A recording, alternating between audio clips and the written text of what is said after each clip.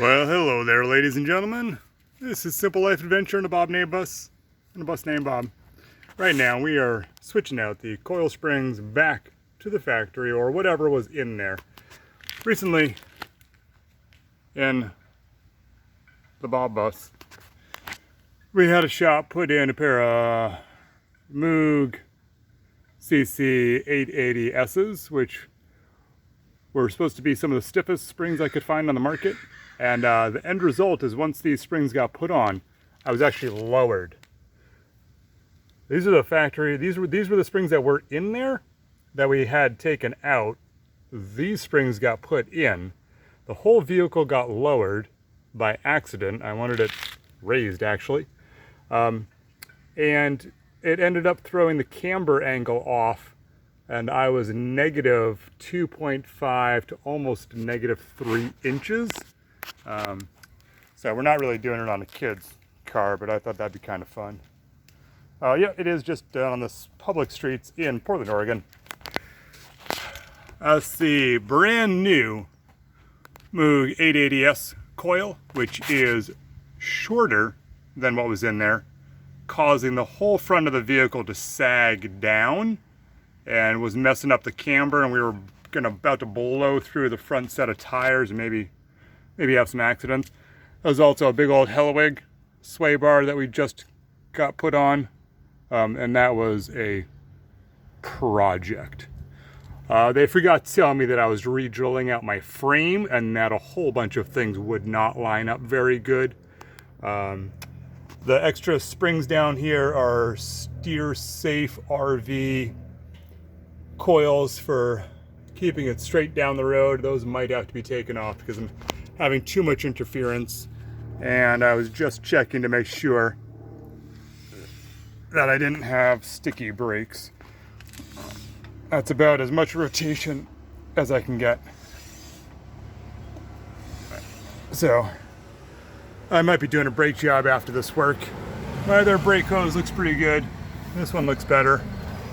Yeah, wonder what that is. I find all sorts of weird things. There's my lead mechanic taking a break.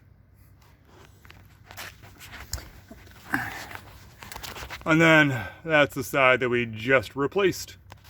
So we're gonna crack away at it. It's been a husband-wife project. We've taken many breaks, and can't really show you much of the work because that's not exciting, but it was easy enough that I should not have taken this to a shop and spent $500 for them to do it, only for me to reverse the work 2 weeks later. That was a bad move on my end. You can do this to your own. We're doing it on the public street with crescent wrenches and barely much for tools. Borrowing jacks and 2x4s and stuff like that to jack up this 10,000 pound bus. Yay! Anything to add? Nope, but you can do it. I'm helping out, so you can do it. Good.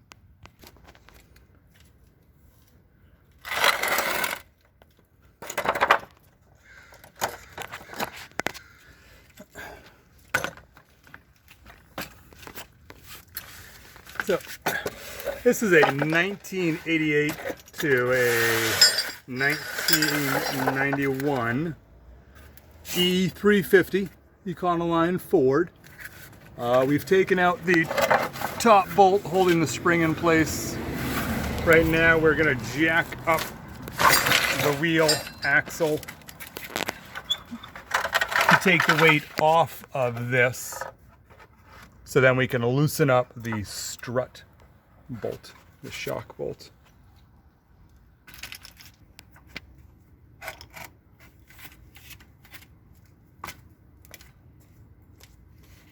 And just in case you all were knowing, yes, both of us are wearing appropriate closed-toed shoes, as you can see. We are hardcore mechanics. Fuck yeah. Is this a husband-wife project? Only when you're not cussing too much. Oh, good. And then yes, absolutely.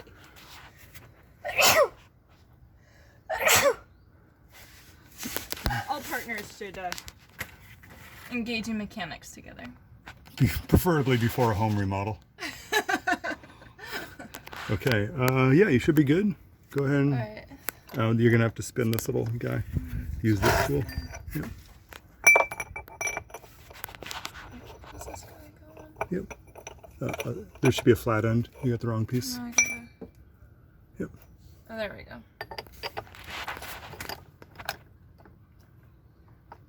Oh, wait. I'm tightening it, right? Preferably. Yep, it was already set.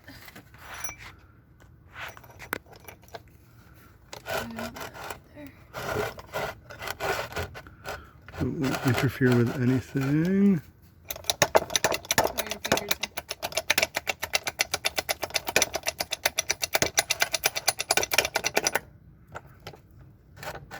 No, it's sticking out this side.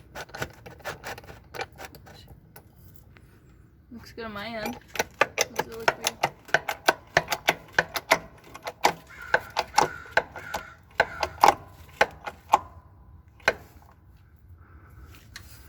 Now, the whole point of this is to then lift up the frame and get the weight off. So that, I think I've done too much. Let's go ahead and back it out.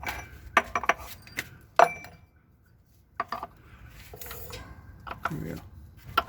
I wasn't paying attention when we were lifting it up. Went right past what we wanted.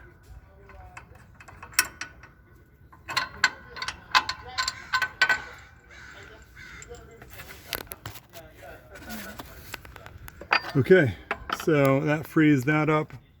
We got the strut out of the way, loosening this up. Now the whole arm can rock down. And we'll be... Alright, now we need to do the sway bar. Let's take this big bolt out first before we do the sway bar. Need the right.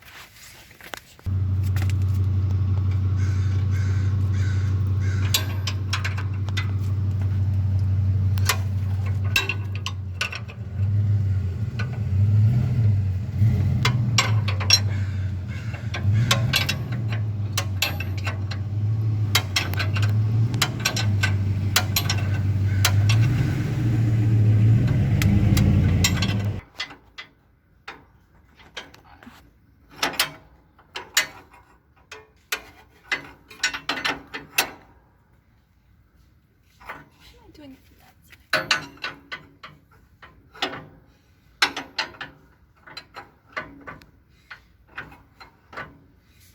I took over from a left-handed person and it was awkward. I'm like, why is this so hard? I'm a lefty. The only one in my right mind.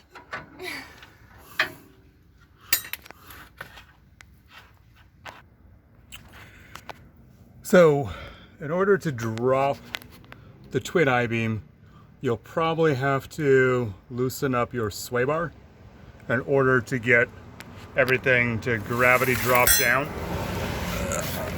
so that you can back it all off. So here we go, releasing pressure, and we should see some stuff drop. Woohoo! Isn't that nice?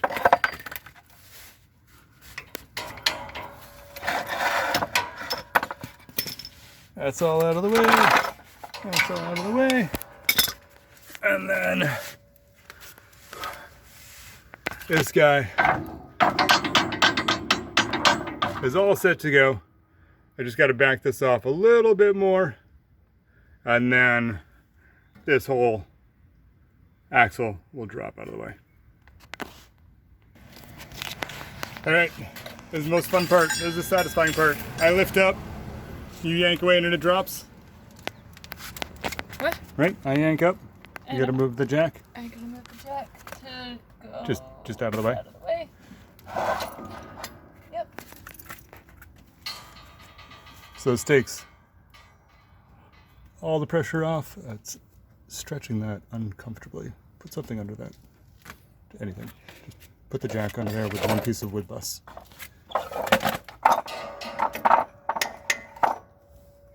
Good enough. Cool. All right, that's not stressing out the brake cable.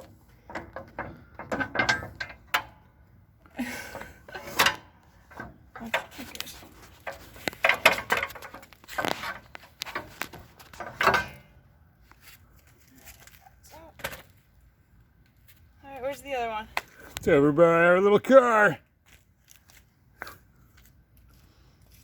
Oh, should we do the spring drop test?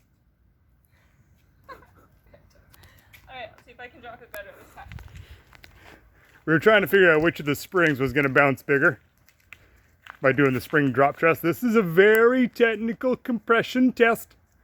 Every shop should be doing this. If your shop doesn't do this test, they're a janky shop. Yep.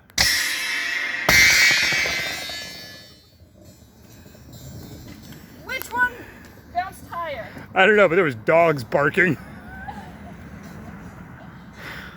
was loud. How much do you think one of those springs weighs? 30 pounds? You think? 25, yeah. Well, my backpack was always 25. Feels about it, right? Yeah. All right, 25, cool. Maybe 30. Yay!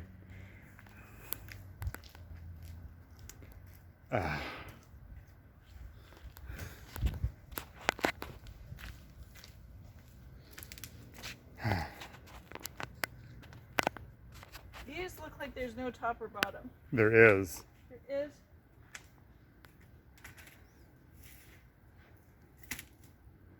Your left hand is the bottom, your right hand is the top. There's a top and a bottom to coils. There's little pigtails in the bottom, and it gets narrower. Yep. Let's see. So this is the vehicle that we're working on. This is a 1991 Ford You already said e350. Mini school bus, not just a van. And its name is that. Bob. Oh, now we probably, okay. I'm gonna lower it down, we'll slip that in, and then we'll brace it again so we don't stress that brake. So I need to twist it a little bit to get into this triangle. We need to spin it. I need to spin it just a little bit. Okay.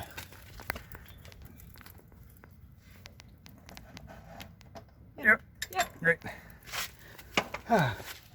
So, one thing we did find out after doing the passenger side first, which was in the shade, which was really nice. The driver's side has been in the sun, and we've been in the heat wave in PDX. Yesterday was 113. Today it's only in the high 90s. But when we put the coil back into the passenger side, unknowingly we used exactly what was there when we took it out, which is what the shop had replaced. And then when we dismantled the driver's side, we noticed that the washer holding the coil in place was a lot bigger than the passenger side, and the shop replaced the wrong washer on the passenger side. So we're actually going to do the passenger side again to put the right washer back in place. This is one of the reasons why I'm learning That you love working on fix or replace daily Fords? Yes, that I love fixing or repairing daily my Ford. It was a great deal. We found it on the road dead. All right, back to work.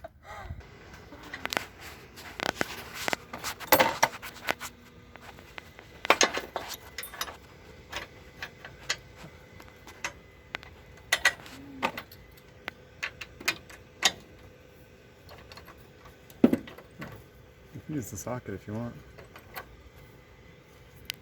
Or that works. I don't know where it is right now. Okay. I have this. That's working.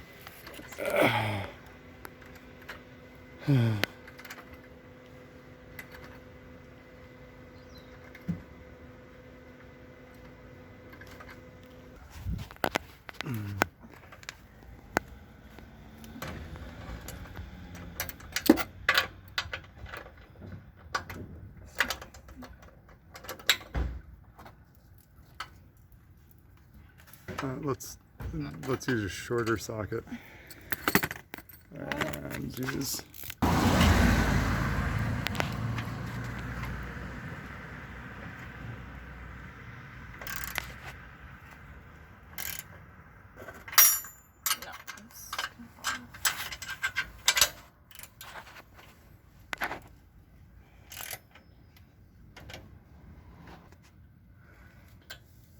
So this is tightened up in here. It's locked the top of the coil in place where it needs to be, which will allow us to now jack up the twin beam arm so that we can start to compress the spring.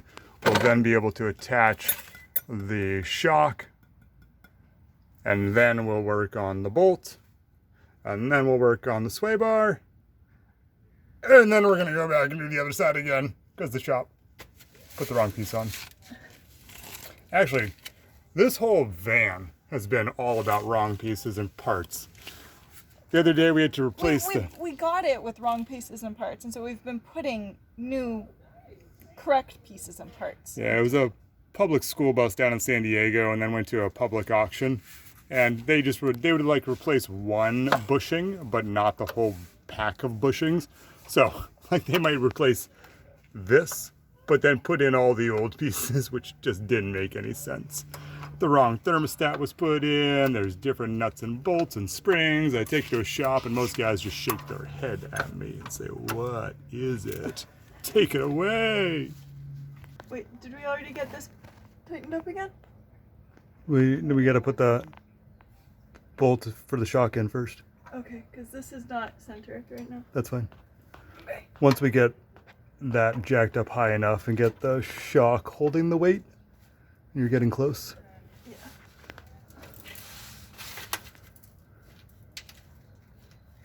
You may have maxed it out. All right.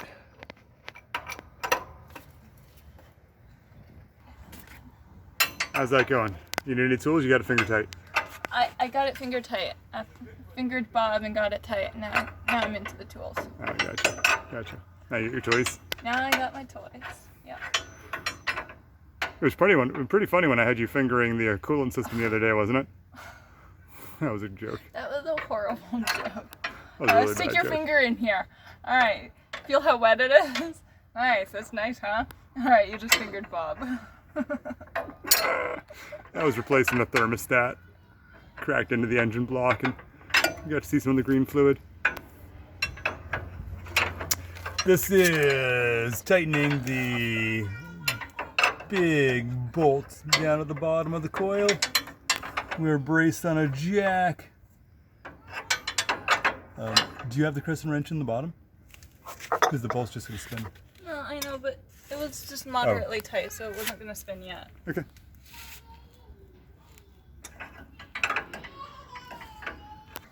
I can't quite get it in right there.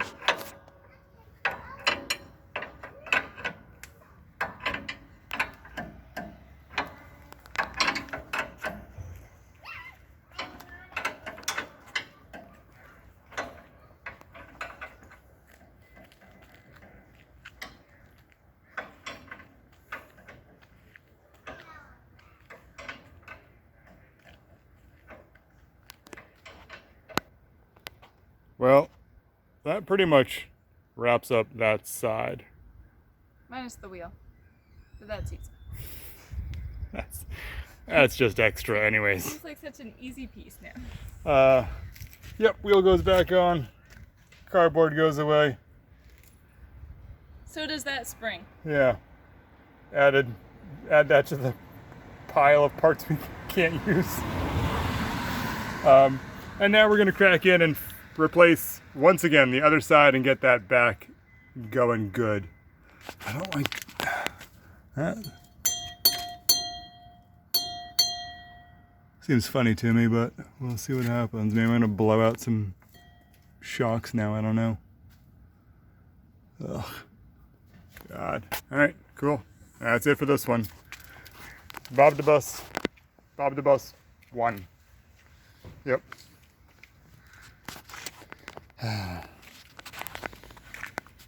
Alright. Back into the part box.